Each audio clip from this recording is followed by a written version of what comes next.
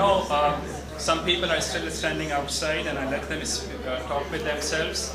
I won't take much time actually. I know we are running short of time here, so I just want to quickly run through a few things here. I was in my introduction. I was talking about why I went to the UK 20 years back and looking for an understanding of capitalism and looking for a visual existence of what I thought was what a moral society would be. What I think has happened in the last 20 years and what I think might happen to the West if it continues accepting immoral policies in society and politics. There are a few friends of mine who, some of them say, why did I leave one socialist country to come to another socialist country? And my usual response to these guys is, they haven't seen anything yet. I know some Indians are here, and I love if they either contradict me or question what I'm saying, so that's a great thing. I don't see myself as an Indian, I don't see myself as a Canadian. Those are just political boundaries which I don't believe in. And I just want to differentiate between the cultures, and this is all I'm talking about here. So I have no interest in offending either Canada or India here. I think it's once you start accepting a slightest possible coercion in the society, it makes people gullible. Their thinking becomes irrational. It becomes a sort of floating abstraction. And then the society, the elders, the family, the politicians and bureaucrats are in a position to exploit you more. And that's what happens everywhere in the world. And now people become increasingly so stupid. And as you see what's happening in Greece, they are in a horrible shape. But people have become so stupid that they are on the streets fighting for more raise in their salaries. And the European Union brought in a new law, or whatever they call it, which now makes vacation a human right. Now, what kind of worldview society of those countries must be? And Europe has degenerated so much within the time that I have seen. What kind of worldview you should have to be accepting such obscene regulations by the government? People should actually be on the streets saying, we do not want these freebies. This is immoral. That's not what's happening. Now, when I tell them about my friends about India, they say, well, this is not going to happen in Canada. Well, let's just look at what's happening in Europe. In just 20 years, things are happening in Europe which would not happen in Europe 20 years back. 20 years back, when I first went to the UK, I was very happy. The kind of people I saw, they were self-confident people. When the security officers at the airport stopped them, they were proud people. They responded to those people. In just May 20 years, so much has changed. These people say, take off your clothes, and they take off their clothes. Even the situation today is that at many places these days, they don't actually ask you not to remove your shoes, but people actually instinctively remove their shoes these days. So I don't know what's happening, what way it is going, but I just want to talk about what I saw and what is happening now. So and unless these countries change their morality, it is going to go downhill, and TARP and all these this is not about economics anyway, it's all about morality, and I fully agree with what Mr. Reid talked about, and that's what makes me a fan of Mr. Reid. Now, I want to talk about a background. This is 1983 or 1984, not too long back ago. I would sleep on the roof of my family's house. I had no concept of what a TV was. We had no refrigerator at home. We hardly had any electricity. And I would sleep on the roof of the home, and I would watch the stars, and I would think, these are the stars which connect me with America, because Americans see the same stars as I do. Now, this fantasy was a sign of desperation, because there was no way out of a totalitarian society that I could see. So stars were the only thing I could imagine as a person from a small town to get out of a totalitarian society. Those were the days when, and I'm sure other Indians would agree with it, anything, because there was so limited concept of what non-Indian meant, that even if it was made in Cambodia, it would sell for an obscene price in India, because anything which was non-Indian was so acceptable in that country, because everything to do with India was people did not like each other, and people hated socialism. And this is another thing which I find very interesting, that in the West, people have a different understanding of what socialism means. When I was in the UK for the first time in 1991, I was on one side of the street, and I was looking at a map, and I had no concept of what a map was, because everything in India those days was, all these maps were a state secret. So we had this map, big map of India, and that's all we had. So I was trying to understand, rotate a map, trying to understand the city. Maybe for the bigger cities in India there were maps, but certainly not of my city. So I was trying to rotate the maps, trying to understand where I wanted to go. And the guy from the other side of the street, a very well-dressed guy, this was early in the morning, he crossed the road, came to me and said, "Sir, can I help you?" And this is the UK. And I, almost instinctively, my hands were in my pocket, because this is what I associated with socialism, because there is no generosity in socialism. The person who wants to help you expects something in return. As someone said, socialism is not socialism. Socialism is a very corrupted form of capitalism. Everyone thinks of himself actually in a socialist society.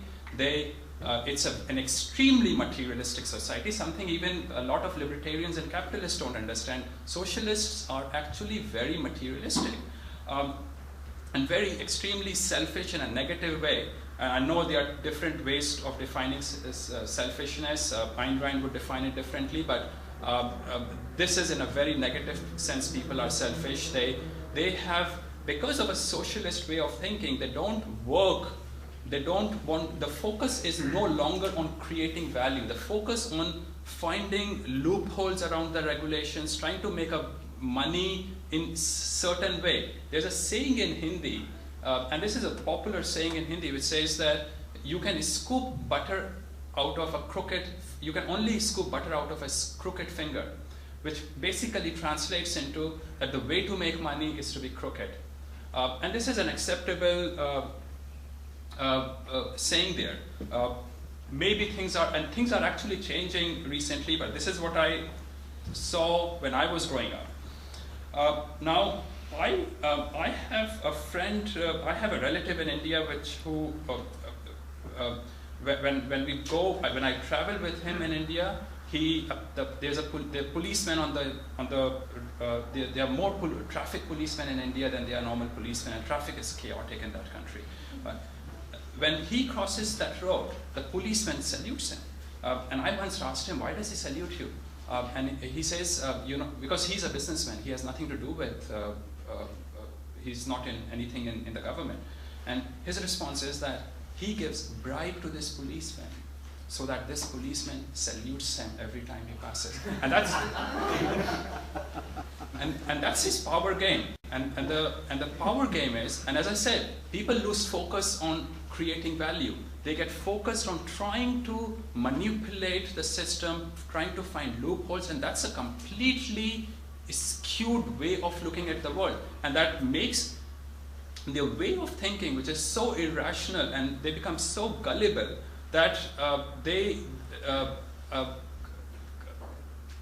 the same people who are tyrants, they can be fooled so easily. It's a country, it's a system, it's a strange, irrational system that comes out of the whole thing.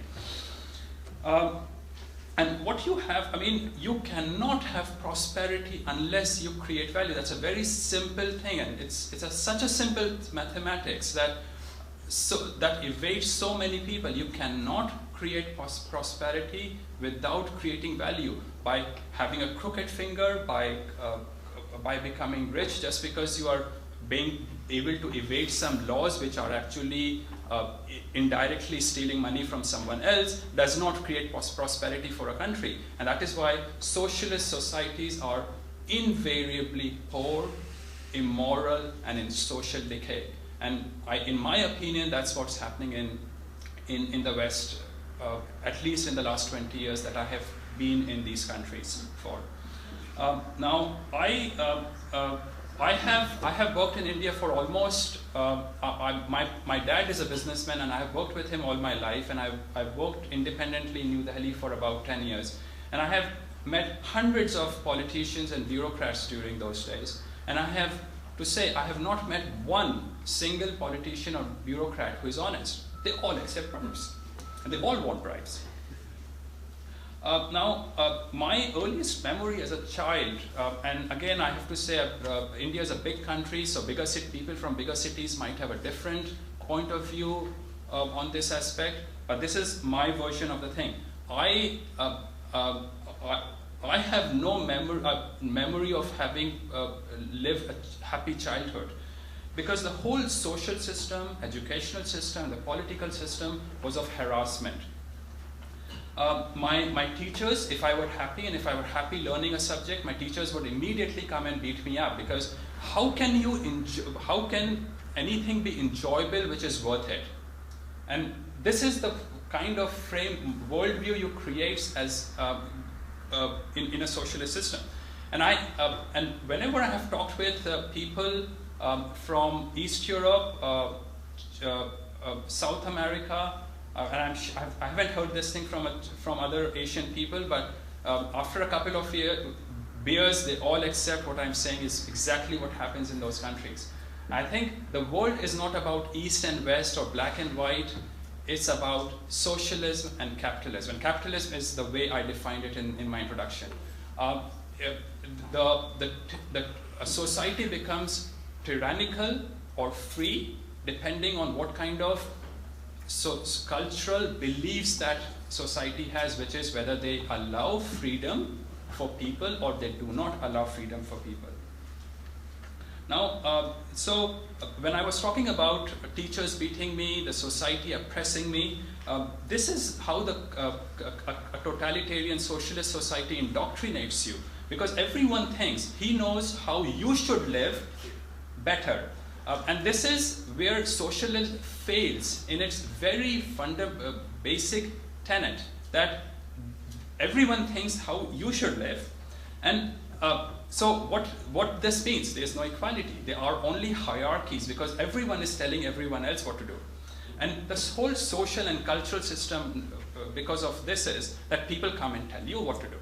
And I mean, even now when I go back to India, my neighbors have the guts to come and say, why are you not married? Why don't you have children? Shouldn't you do this? Shouldn't you do that? So and they think it's a perfectly okay thing to be intruding in my private life, and when I don't even know their names.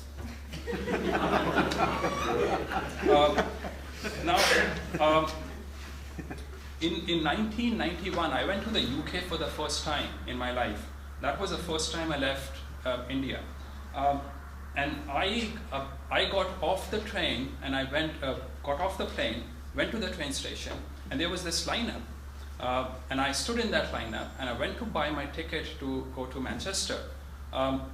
The ticket line moved smoothly. When I went to the ticket checker, he talked with me, explained me how I was going to get to Manchester, and while this was happening, there was no one pushing me or rushing me to speed things up. I have to say this was a completely alien thing for me, because in India, lineup is not a lineup, it's almost like a circle. And if were it possible, it would be a sphere. I have to say, actually, I have seen almost a spherical lineup in Nepal where people actually climb over each other. So I think it's just about how selfish and in a very negative way people become in a socialist society. This concept of lineup actually shows you how respectful people are of each other. If there is any compassion or interest in other person's interest people have. So, and I'm constantly surprised that people don't see that. They go to a socialist country and they go to India and say, well, it's such a spiritual country. Have you been to India? I mean, the thing is that these guys come there for what? I have spent a lot of time, and this is because I grew up in a socialist system. I wanted to get rid of my socialist conditioning. I have spent a lot of time doing meditations, and I meet all these people, and they oh, India is such a spiritual. I know it's a spiritual country, or not. I don't know, but the thing is that what are these guys doing? A lot of them are on dole, on social security. How can you be free when you are stealing money to live a so-called spiritual? I mean, what a weird kind of situation it is. What are these guys doing? Most of them are on marijuana. They are there because they get cheap drugs in India. And then because they get money from Canada, they live in India, they get all these cheap stuff, they think it's all great. It's not. Now, anyway, just going on this train, the train was, when I was on a train from London to Manchester, it was a great train, clean, comfortable, and my eyes had not seen with that kind of clarity before, because the air was so clean. In India, there's always a smoke around you and a smell around you, but not here on this train. The next morning, I told you about this guy who crossed the road when I was in the UK. This is my first day in the UK. The guy crossed the road to help me. I went to the bank. My work was done in a few minutes. And I went to the accommodation office. I had a room in a few hours or so. And I had, of course, huge financial problems. And the director of the business school helped me sort out my finances. And this was again very funny because he was on the first name basis, which I was completely unaccustomed to. He let me into his office, which would have taken months of bureaucratic procedures and interviews and pre-interviews before I could meet a person of that stature. But he talked with me, and he talked with me very humbly and very nicely, despite that I was completely broke. Now this all happened in one day. I got to my room that evening and I cried because I had not seen this kind of generosity in my life. And over these 20 years, I have learned and earned a lot from the Western civilization. But this is what's changing, because the West is no longer the same West anymore. Now, this is, when I was in the UK, I would work till about 2 o'clock in the night because I was completely broke. I had no money with me.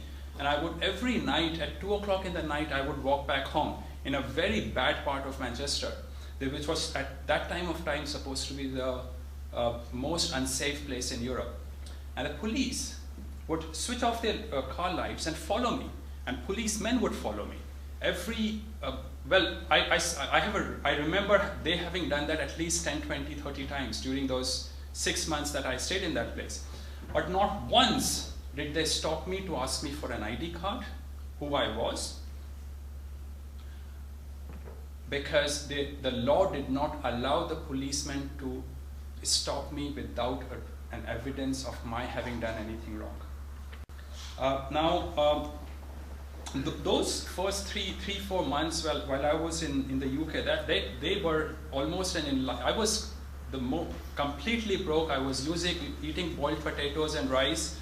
But those 3 months were probably the most happy days of my life. I was scraping off the socialist conditioning. My facial muscles, my eyes started to change,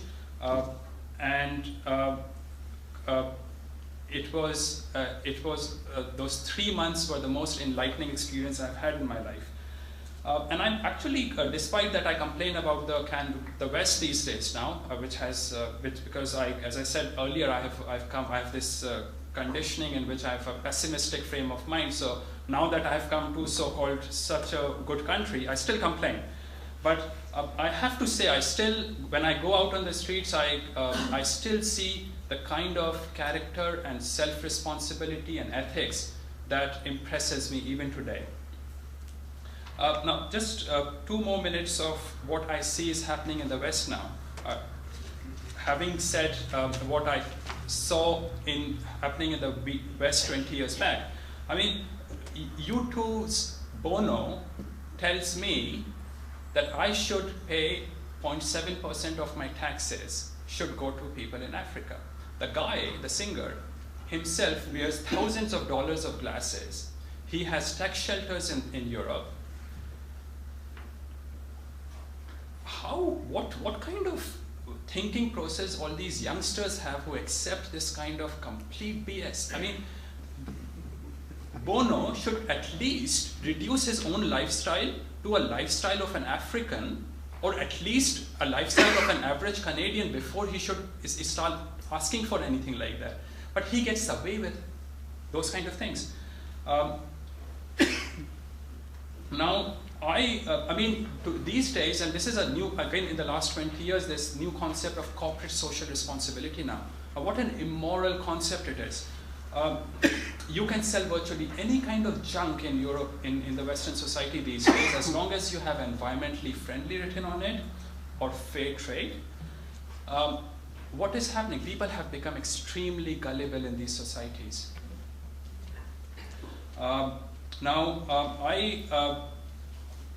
I think that's pretty much completes my speech. I just want to tell you one story about a guy I knew in New Delhi. He was a senior bureaucrat and an extremely corrupt person. Well, every Indian politician bureaucrat is. But I used to meet him quite often.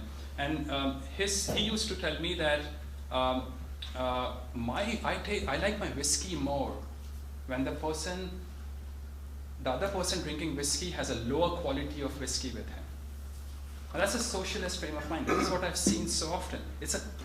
Socialism is a product of, is a system of envy and hatred. Now, this guy had made loads of money. He bought a big house for his son in London. He bought a big house for another son in New Delhi. And he was providing finances for his other son in New Delhi.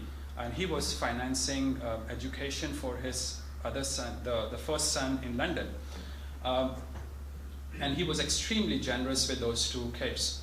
And one day, I was in a meeting, I was having dinner with him, and he said, he was almost crying, and he said, you know what, I have done so much for my children. I have given them whatever they ever wanted, and all they look for me is, they only expect money from me. They don't come to meet me when I'm here. When they come here, they want to go out by themselves. And I had no sympathy for him. I did not tell him what was happening there. But it's very simple what was happening there. You create a product from theft. He does not differentiate, and the product is children. He does not differentiate whether then he steals from you, from other person, or from you. He will steal from you eventually. So when socialists in Canada want a government which can steal from wealth creators, you should feel anxious irrespective of whether you are poor or rich, because those bureaucrats know only one thing, and that is theft, and they will come and steal from you as well. And that's why socialists never get anything. It's the politicians and the corporatist parties. Thank you for listening, and that completes my talk.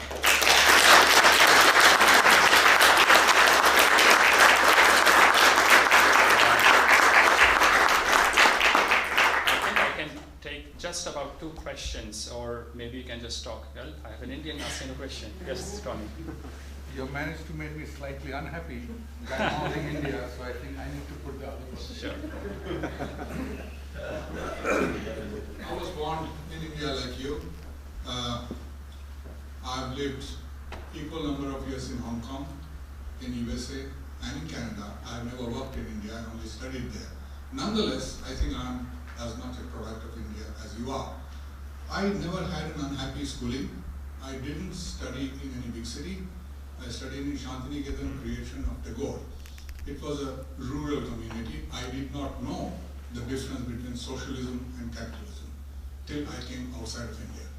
I did not run away from the country. Jobs just came my way. I was offered a job in Hong Kong, I took it. I was a sailor before, as an engineer on a ship. I've been all around the world, so I was kind of stateless. And when the offer came, I took it.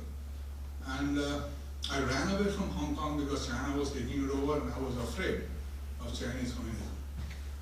I got an offer in UK, USA, I took it.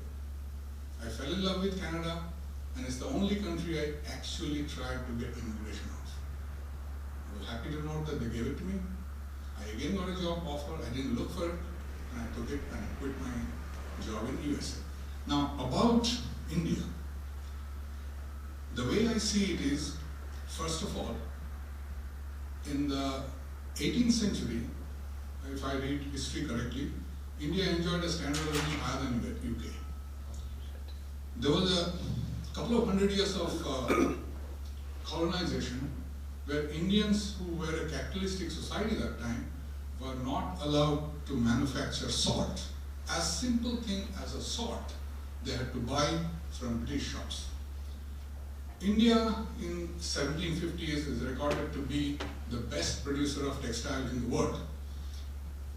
British people would pay high price, the elites, to get fabrics made in India. What happened? Indian cloth mill owners would make fabric, were not allowed to operate. So all the Indian cotton had only one market, the British market. They would buy it at whatever price the British would buy it, because there's just nobody else who is allowed to use it. And then it goes to Britain. The mills came up making profit, sending the material back to India, and the poor Indians had to buy that. Okay, that was one of the reasons that Gandhi took up all these things. Now, about socialism, I don't know whether all this equates with socialism at all or not, but socialism, as little I know of history, in India, comes from the first generation of nationalistic politicians, Gandhi and his predecessors. And where did they get it from? They got it from UK. UK last century was a hotbed of socialistic ideas. These people went there, they were all children of affluent people, they were not poor. They went there, studied there, picked up the socialism, came to India and said, we want democracy, we want the British out, and we want to have a socialistic society. So it's probably not very fair to say everything in India is bad. They're starting from a terrible condition, 98% illiterate, they don't know how to run a government, and they're going their way. So we should take it in perspective. When you go to London, you find everything. Yeah, just to put this in, just to very briefly respond to you, it's not about India, and I'm not saying, and I'm not saying that. Okay, let's just go back to Shantiniketan you were talking about in Tagore. Rabindranath Tagore, who created Shantiniketan where you went to study, was a school created by a guy who opposed Gandhi in fighting for freedom. Yes, in okay. some ways, yes. Ram Mohan Roy, who also grew up during the same time, which was mid 18th century, he was actually on the side of the British, because in India those days, and this is mid 18th century, and that's why I don't necessarily agree with you that British were the cause of India's poverty. Those people wanted British to stay in the country because India had such horrible social and cultural conditions, dowries, child marriages, widow burning, horrible caste system. So you can't blame those things on the British. and that's why these two people wanted to associate themselves with the British rather than fight against him. And I don't really want to say anything about Gandhi here because that's another area of conversation. But if I were, I would rather belong to Tagore and Ram Mohan Roy's camp than to a camp which would throw away the only system which was actually trying to improve India. And that's all I can say to that. I agree with you, except small correction. Tagore didn't want the British to stay in India. What the main difference he had with Gandhi is that Gandhi was becoming, in my way of saying, a very nationalistic, almost chauvinistic way. That means anything Indian is good, any idea from outside is bad and throw it out. And Tagore definitely disagreed with it. He thinks India is no different from any other country. We must keep our doors and windows open. We must be willing to take great ideas no matter where it came from. On that, they had a very serious differences. And if I may, I'm not a historian, but I think Gandhi eventually matured. And the way Gandhi is remembered today is partly because of constant chastising of Tagore that he received. Yeah, thanks, Tony. And I think so often history is just written by winners, and I think maybe you might want to readdress some of those things. But it's so, it's what government of India taught us is what might have conditioned our ways of thinking. I think we have to stop questioning here. We can talk about it during lunchtime, but I should get Lilia to come here and introduce Paul Guedes. Thank you very much for listening.